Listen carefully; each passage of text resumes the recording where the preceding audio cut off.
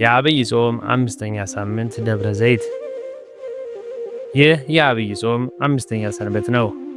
ደብር ሲል ተራራ ማለት ሲሆን ዘይት ሲል የወይራ ዛፍን ያመለክታል። በአጠቃላይ ደብረ ዘይት የወይራ ዛፍ የበዛበት ተራራ ማለት ነው። በመካከሉ የቄሮስ ወንዝና ሸለቆ ይገኛል። በኢየሩሳሌም በጎልጎታ ቀራንዮ ተራራ በስተ ምስራቅ የሚገኝ ታላቅ ተራራ ነው። በሁለቱ ተራሮች መካከል ጌቴሴማኒ የሚባል ለምለም ስፍራ፣ ይኸውም የእመቤታችን የመቃብር ስፍራ ይገኛል። የደብረ ዘይት ተራራ ጌታችን ብዙ ጊዜ የሚያድርበት፣ የሚያስተምርበት፣ የሚያርፍበትም ስፍራ ይህ ነው። ጌታችን ወደ ሰማይ የሚያረገው በዚሁ ተራራ ላይ ነው። ኋላም በዳግም ምጽአት ለፍርድ የሚገለጠውም እዚሁ ተራራ ላይ ነው። ደብረ ዘይት የሚያስታውሰን ጌታ ስለ ዳግም ምጽአቱ በቦታው ያስተማረው ትምህርት ነው። በዚህ ተራራ ወገብ ላይ በሰፊው ተንጣሎ የሚታይ አንድ ነገር አለ። ይኸውም የአይሁድ መቃብር ነው። ይህንን ስፍራ ለመቃብርነት የመረጡበት ምክንያት ወደፊት መሲሁ መጥቶ እስራኤልን ነፃ አውጥቶ ወደ አባቱ ያሳርገናል፣ ኋላ ለፍርድ ሲመጣ በመጀመሪያ የሚፈርድበት ስፍራ ሙታንን የሚነሱበትና የሚሰበሰቡበት ስፍራ ይህ በመሆኑ እኛ መሲያችንን ለማግኘት ከሙታንም ለመነሳት የመጀመሪያዎቹ እንሆናለን ብለው በማመናቸው ነው። አይሁድ ጌታችን መሲህ ነው ብለው አያምኑም። እግዚአብሔር እስራኤልን ለመጠበቅ ከመካከላቸው የሚመርጣቸው ሰዎች በቅዱሳን ነቢያት አማካኝነት በተቀደሰ ዘይት እየቀባላቸው ካህናትንና ነገሥታትን የሚሾምላቸው ስለነበር ሕዝቡም እግዚአብሔርን ለቀባውና ለመረጠው እየታዘዙ ይኖሩ ነበር። በመሆኑም ወደፊት አንድ ታላቅ መሲህ እግዚአብሔርን እንደሚልክላቸው ባላቸው ተስፋ መሠረት ዛሬም ድረስ መሲያችንን እንጠብቃለን ይላሉ።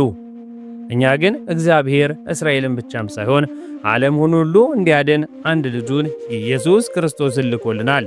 ከእመቤታችን ተወልዶ በእርሱ ቁስል እኛ እንደተፈወስን በእርሱ ሞት እኛ ሕይወትን እንዳገኘንም እናምናለን፣ አምነንም እናስተምራለን።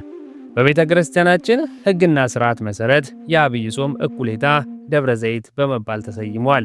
ይኸውም ወንጌላዊው እንደዘገቡት በዚህ ሰንበት ጌታችን በደብረ ዘይት ተራራ ላይ ሆኖ ለቅዱሳን ሐዋርያት ስለ ዓለም መጨረሻና ስለ ዳግም ምጽአቱ ምልክትን በዝርዝር ተናግሯል።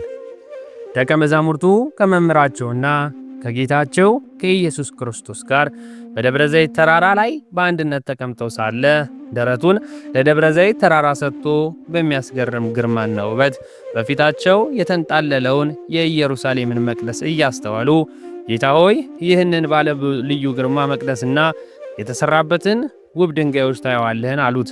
ይህንንም ታደንቃላችሁን? እውነት እውነት እላችኋለሁ ድንጋይ በድንጋይ ላይ ሳይፈርስ አይቀርም ሲል ደቀ መዛሙርቱን አይሁድ የሚኮሩበትን መቅደስና ከተማቸውን እንደ ጥንታዊ ባቢሎን የፍርስራሽ ከተማ እንደምትሆንም ነግሯቸዋል። ድንጋይ በድንጋይ ላይ ሳይፈርስ አይቀርም የሚለው የጌታችን ቃል እንደ ሊቃውንት ትንታኔ ብዙ ምስጢር ያለው ከመሆኑም በላይ ይህ ታሪክ በወንጌሉ የተመዘገበው እኛ ይህንኑ ስህተት ደግመን እንዳንፈጽመው ለማስተማር ነው። ከዚህ ገጸ ንባብ የምንረዳው አንድ ነገር ከሚያስደንቅበት አውጥተን በሌላ መንገድ ልናደንቀውና ልናከብረው ስንፈልግ እግዚአብሔር እንደማይደሰትበት ለማሳየት ነው። ቤተ መቅደሱ ሊደነቅ የሚገባው እግዚአብሔር በዚያ በማደሩና ታምራትን በማድረጉ ሆኖ ሳለ እነርሱ ግን ያንን ትተው በቁሳዊ ውበት ተደነቁ። አዳሪውን ማድነቅ ትተው ማደሪያውንም አደነቁ። ሌላው ቀርቶ እግዚአብሔር በፈጠረው ፍጥረት ሳይደነቁ ሰዎች በሰሩት በለበጡት ወርቅና ጌጥ መደነቃቸው ሳያንስ ሁሉን የፈጠረ ጌታ በዚያ የሚደነቅ መስሏቸው ለእርሱ ማመልከታቸው ደግሞ ያስገርማል። ጌታችን ይህ መቅደስ ይፈርሳል ከማለት ይልቅ ድንጋይ በድንጋይ ላይ ሳይፈርስ አይቀርም ያላቸው አይሁድ በቤተ መቅደሳቸው ውበት ተመስጠው መቅደሱን ዙፋን አድርጎ ሲመለክ የነበረውን አምላክ ከልቦናቸው ገፍተው ስላስወጡትና እርሱም የይስሙላ አምልኮታቸውን መቀበል ስለተወ ነው። ምክንያቱም እርሱ የማያድርበት ቤት የፈለገውን ያህል ቢሽቆጠቆጥና ቢያምር ጎብኚዎችን ቢያማልል ድንጋይ በድንጋይ ላይ ከመባል ያለፈ ስሜትን ሊያገኝ አይችልም።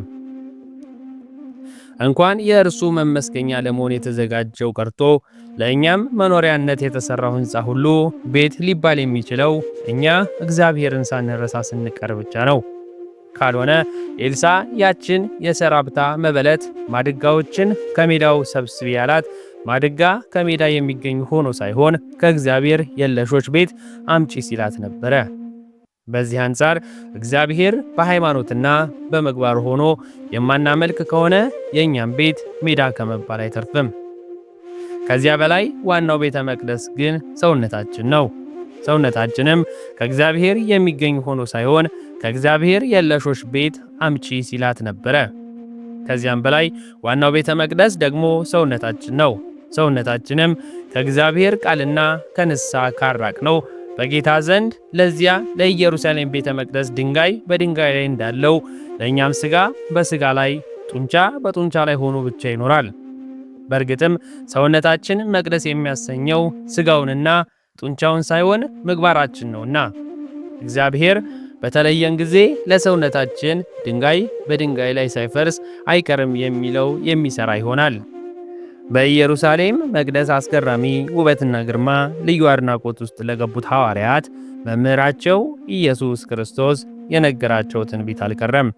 በ70 ዓመተ ምህረት ሮማውያን ኢየሩሳሌምን በወረሩ ጊዜ ትንቢቱ ፍጻሜውን እንዳገኘ ይነግረናል። ነቢዩ ሚልኪያስም ስለዚህ በእናንተ ምክንያት ጽዮን ወደ እርሻ ትታረሳለች፣ ኢየሩሳሌምም በድንጋይ ክምር ትሆናለች፣ የቤቱን ተራራ እንደ ዱር ከፍታም ይሆናል ብሎ የተናገረው ትንቢት በጥጦስ ዘመን ተፈጽሟል። የቢታንያ ድንጋዮችና በእናቶቻቸው እቅፍ ውስጥ ያሉ ሕፃናት እንኳን ሳይቀሩ ለአይሁድ ንጉሥ የምስጋናን ቅኔ በሚቀኙበት አስቀዳሚ ሥርዓት መሐሌት ላይ ጌታችን ከተማይቱን አይቶ እንዲህ እያለ አለቀሰላት። ለሰላምሽ የሚሆነውን ብታውቂ የይቅርታሽ ቀን ዛሬ ነበረ። አሁን ግን ከዓይኖችሽ ተሰውሯል። ወራት ይመጣብሻልና ጠላቶችሽም ቅጥርሽን ይቀጥሩብሻል፣ ይከቡሻልም፣ በየበኩላቸውም ያስጨንቁሻል። አንቺም በአንቺም ውስጥ የሚኖሩ ልጆችሽን ይጥላሉ፣ በአንቺ ውስጥም ድንጋይ በድንጋይ ላይ አይተውም፣ የመጎብኘትሽ ዘመንም አላወቅሽምና ብሎ የተናገረውን ትንቢት ተፈጽሞ ቀኝ ገዢዎች ሮማውያን ኢየሩሳሌምን ለቀናት ከበቧት። የከተማይቱን መውጫና መግቢያ ዘግተው አይሁዳውያን መውጣትም ሆነ መግባት እንዳይችሉ አድርገው አስጨንቋቸውም ነበር። ጌታችን እንደተናገረው ኢየሩሳሌም ሕዝቦቿ እንደ ናዳ ድንጋይ በከበደ መከራ በጭንቀትና በምጣር ውስጥ ገብታም ነበረ። በቅድስት ከተማቸው ቅጥር የከበባቸው ጊዜ በተራዘመ ቁጥር የሚላስ የሚቀመስ በማጣታቸው የተነሳ የፈረሶቻቸውን ኮርቻ ስራ ስርና ቅጠላቅጠል እንኳን ሳይቀር ለመብላትም ተገደው ነበር። በመጨረሻም የሮማውያን ከበባ ረሃብ በእጅጉ እየከፋ በሄደበት ወቅትም ይህንን የዛፍ ቅርንጫፍና ቅጠላቅጠል ለመብላት የሚደረግ ሽኩቻ በርካታ አይሁድ እርስ በርሳቸው በመጋደል አባት ለወንድ ልጁ እናትም ለሴት ልጇ መራራት ያልቻለችበትን ሁሉም ራሱን ለማዳን የሚፍጨረጨር ክፉና አሰቃቂ የሆነ እልቂት ውስጥ ገብተው ነበረ። በዚያ ዘመን የገዛ ልጆቻቸውና ወገኖቻቸውም የበሉ ሰዎች እንደነበሩ ተጽፏል። መቼም ረሃብ ቀን አይሰጥም። በሀገራችን በኢትዮጵያም በተከሰተው በተለምዶ ክፉ ቀን በሚባለው የረሃብ ዘመን አንዲት እናት ሕፃናትን እየያዘች በመብላት ነፍሷን ለማቆየት ባደረገችው ጭካኔ የተነሳ ተከሳ በንጉሥ በአጼ ምኒልክ ፊት ቀርባ እንደነበር፣ ይህንንም የሰሙት አጼ ምኒልክ በሁኔታው አዝነው እንባቸውን ማፍሰሳቸውም ይናገራል። በዚህ ሁሉ ረሃብና ሰቆቃ ውስጥ የነበሩት አይሁዶች የጠላቶቻቸውን ከበባ በቀረበ ቁጥር ነፍሳቸውን ከጠላቶቻቸው እጅ ለመታደግ ሲሉ የኢየሩሳሌም መቅደስን ተገን አድርገው ነበር። ምንም ጠላቶቻቸው ቢበተኑበትና ቢያሸንፉም የአባቶቻችን አምላክ ይህንን መቅደስ በአሕዛብ እግር ይረገጥ ይዋረድ ዘንድ አሳልፎ አይሰጥም በሚል ተስፋ ከረሃብ እልቂት የተረፉ በርካታ አይሁድ የኢየሩሳሌም መቅደስ የሙጥኝ ብለው ነበረ። ሆኖም ግን የተመኩበትና የተጠጉበት በዘሩባቤል አስተባባሪነት 46 ዓመታትን ፈጅቶ የተሰራው ቤተ መቅደስ ከእልቂት አላዳናቸውም። ደማቸውም በመቅደስ መሠዊያ መካከል በመቅደሱ በር ላይ እንደ ጎርፍ ፈሰሰ። ቤተ መቅደሱም በእሳት ተቃጥሎ ፈረሰ። እዚህ ጋር ጌታችን ኢየሱስ ክርስቶስ ድንጋይ በድንጋይ ላይ ሳይፈርስ አይቀርም ያለው ትንቢት በአሰቃቂ ሁኔታ ፍጻሜውን እንዳገኘ እንገነዘባለን። ይኸውም ሊያድናቸውና ሊቀድሳቸው የመጣው ጌታችንን በመግፋታቸውና ለሞት አሳልፈው ከመስጠታቸው የተነሳ ለእግዚአብሔር ፍርድና ቁጣ ተላልፈውም ተሰጥተዋል። ከዚህ በኋላ ሌላ መሲህ፣ ሌላ ዳኝ ፈጽሞ የለም። አይሁድ በዚህ በትልቁ ነገር ወደ ኋላ ቀርተው ተበድለዋል። እንግዲህ በቤተ ክርስቲያናችን ሕግና ሥርዓት መሠረት የአብይ ጾም እኩሌታ ደብረ ዘይት በመባል ተሰይሟል። ይህም በዚሁ ሰንበት ጌታችን መድኃኒታችን ኢየሱስ ክርስቶስ በደብረ ዘይት ተራራ ላይ ሆኖ ለቅዱሳን ሐዋርያት ስለ ዓለም ፍጻሜና ስለ ዳግም ምጽአቱ ምልክትን የነገረበት ቀን ነውና። ለመሆኑ በምን መልኩ ይመጣል?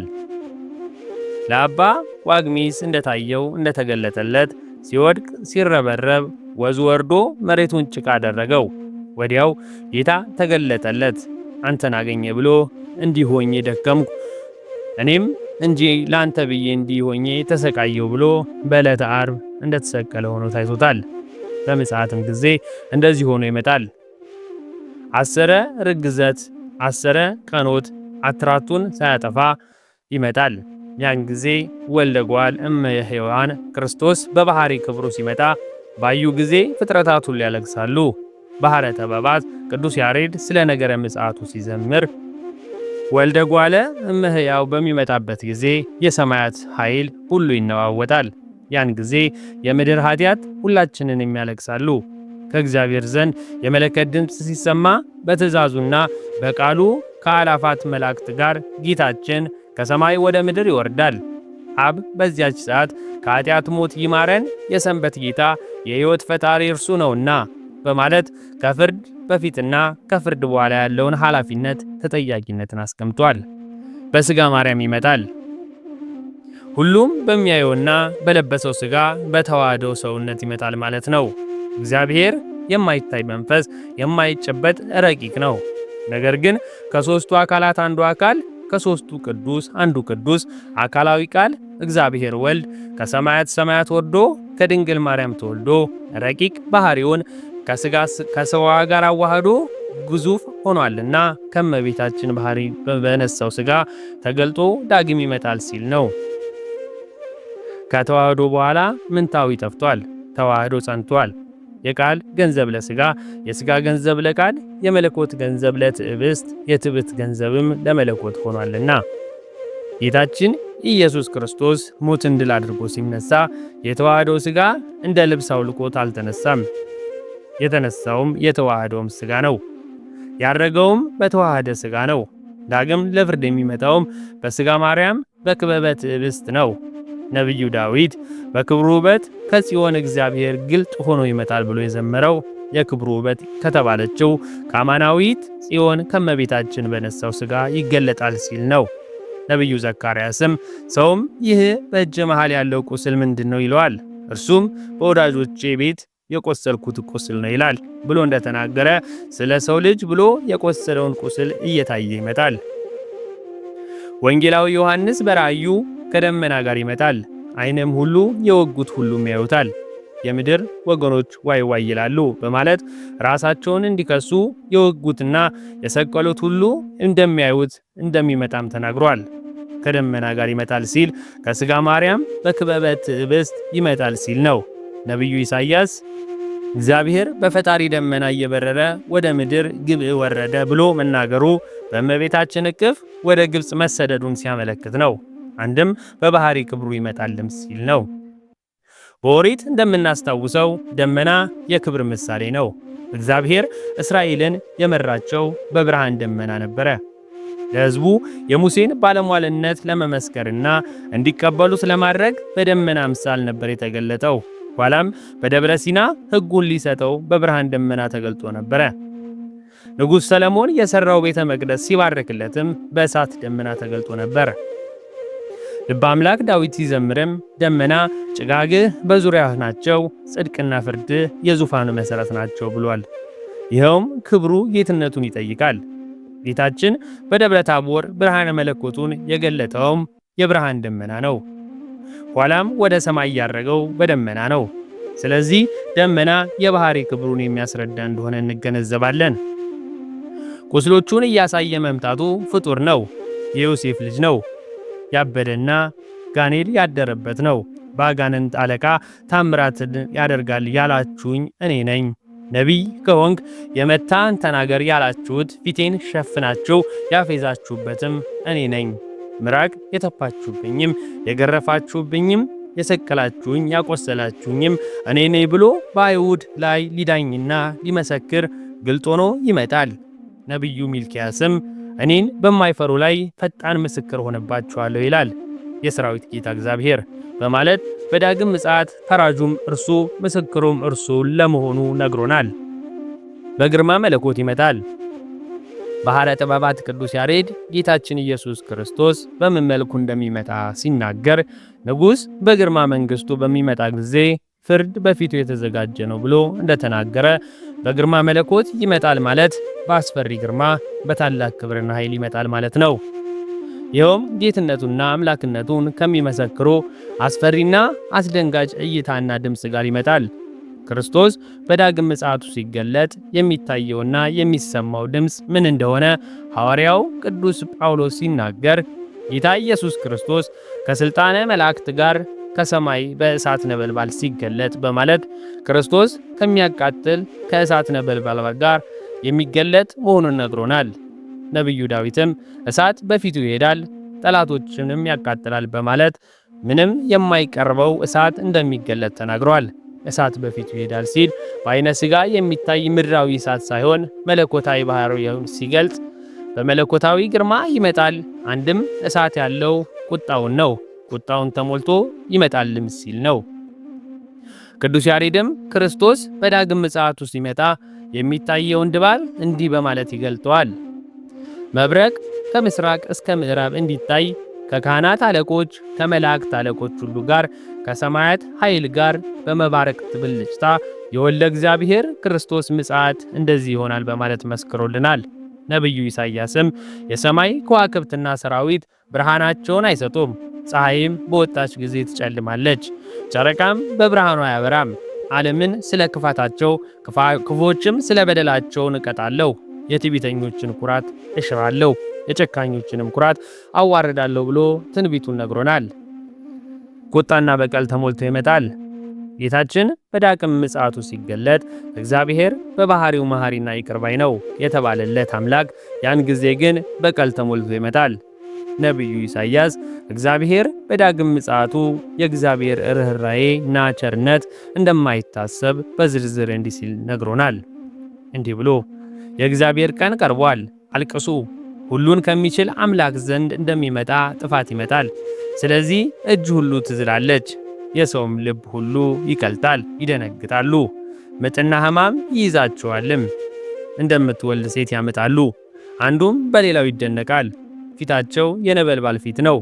እነሆ ምሪቱ ባድማ ሊያደርጋት ኃጢአተኞችንም ከእርሷ ዘንድ ሊያጠፋ ጨካኝ ሆኖ በመዓትና በጽኑ ቁጣ ተሞልቶ የእግዚአብሔር ቀን ይመጣል በማለት ከሚሰጠው ፍርድና ውሳኔ የተነሳ ሰዎች ታላቅ ድንጋጤ እንደሚይዛቸው እንዲሁም ከድንጋጤው ጽናት የተነሳ ልብ ሁሉ እንደሚቀልጥ እጅ ሁሉ እንደሚዝል ተናግሮናል።